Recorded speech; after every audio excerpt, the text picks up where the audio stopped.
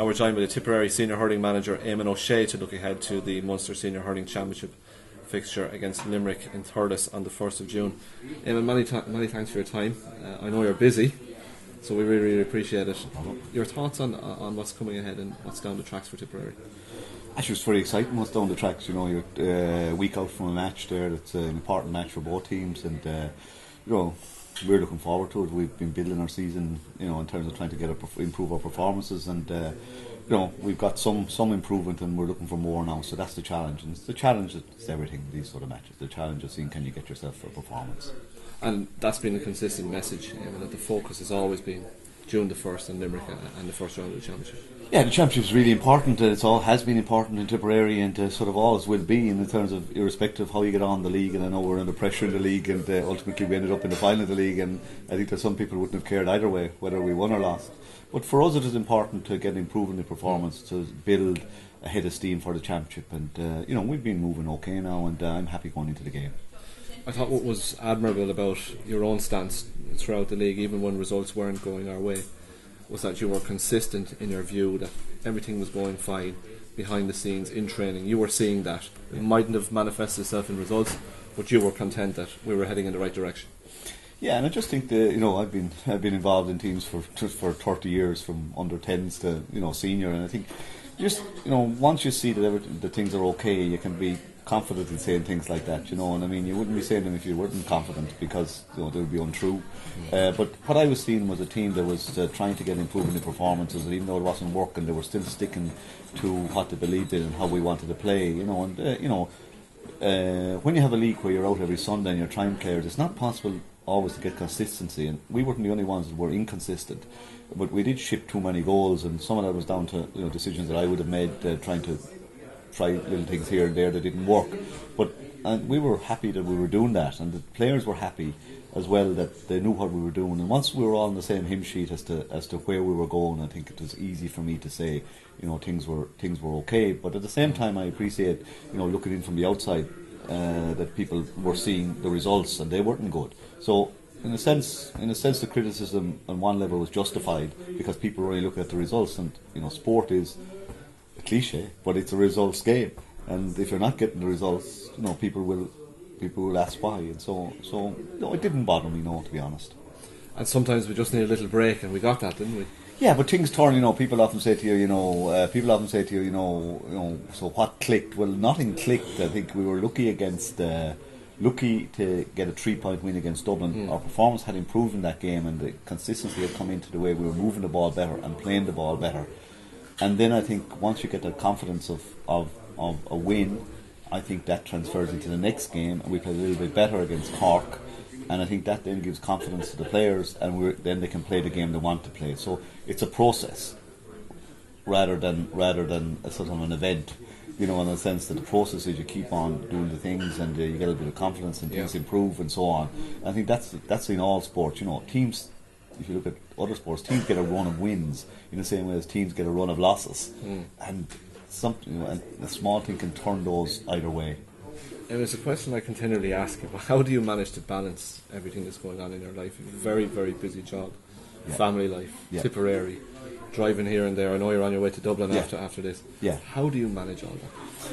Well, I suppose one thing you'd have to have is a family who don't mind you doing this, and I think that's the key element, because, you know, work has to get done. You know, I mean, I'd be very, very, very strongly attached to my work.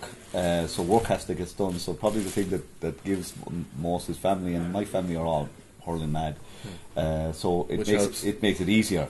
And I've got really a good team around me inside, you know, with Mick Ryan and Paddy and the management team, you know. And one of the things we are striving for also is for the players to take more responsibility, because that's what I believe ultimately will lead to success.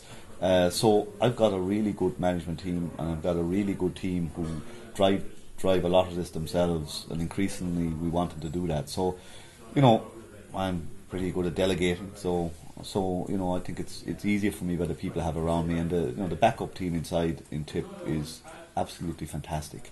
You know, so they solve problems that they don't come to me with. You know, so it's really good, really good setup around the place, and you know, from the physio John Casey to Mick Clohessy, you know, to Kevin Delargy, who handles the medical stuff. on Hot Point to John Hayes, then he organises everything around us. So we've got a good relationship with the board as well, which makes it easier, to have that a relationship. So we just try to keep it nice and even. How do you define your philosophy as a coach, stroke manager, Eamon? Because you're a deep thinker about the game, but essentially you like your players to express themselves and to express their intelligence with the ball. You want them, you were quoted John Leary, you want them to love the ball and to use the ball in an economical way and in a professional manner. Yeah, I think once they enjoy what they're doing is the first thing, and enjoy the structures they have around them. And I think what you try to do, and any manager will try to do this, he'll try to fit the game plan around the players that he has. And once the players are comfortable with that game plan, then confidence grows. And when confidence grows, people have freedom to play, and that'll mean that they'll perform the best they can. I mean, one of the things that happened in the last number of years is that I think every team has got to be more adaptable and flexible, because there are different game plans around now from different teams. And I think flexibility is a key word nowadays in hurling, because 7 or 8 teams can possibly win the All-Ireland. Yeah. I think you have to be able to play different games against different teams, and therefore sometimes you'll even use different personnel against different teams, something that probably wouldn't be in the GA years ago, where you put out the best 15. Nowadays you think you have to be aware that you're putting out players that adapt to different teams better maybe than other players. And we're conscious of time now because you are on your way into Thurles. Going into that group of players, is that a release for you? Is that where you find most enjoyment in life? Well, certainly hurling is very close to my heart, you know what I mean? And I think one of the things that it's enjoyable because the players and the setup make it enjoyable, and it's a place where once you do things, or you're trying to do things as best you can. I think in any area of your life, when you're trying to do things as best you can, I mean, you do get a great sense of enjoyment out of it. Sometimes you win and sometimes you don't. I think then you have to be a little bit philosophical about it, and that as long as you're trying to encourage people to achieve their potential, I think you're not doing a bad day's work. What can we expect from Limerick?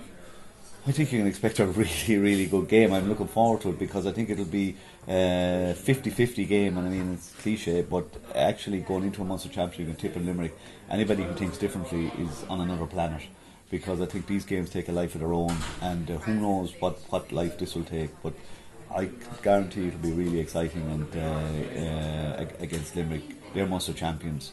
They finished in top 4 last year. We're struggling to get back up there, and that's our objective, is to try to bring a performance there Sunday week, and we're really looking forward to it, to enjoy it, to go out and do our best for Tipperary, and give the supporters plenty to cheer about. And we really look forward to the support, because support really matters for this team, and it was very, very, very heartening to hear the level of support for us in the second half against Kilkenny the last day, and I think that means an awful lot to the players, and I just want to sort of make that point how important it is for us. Okay. Finally, Eamon, you mentioned Limerick there. They had Donald O'Grady as joint manager. He's gone. It won't necessarily affect them in any way. And from a Tipperary point of view, I'm sure you're of the viewpoint that whatever happens outside of the group is more or less irrelevant. It's what the group and you can achieve.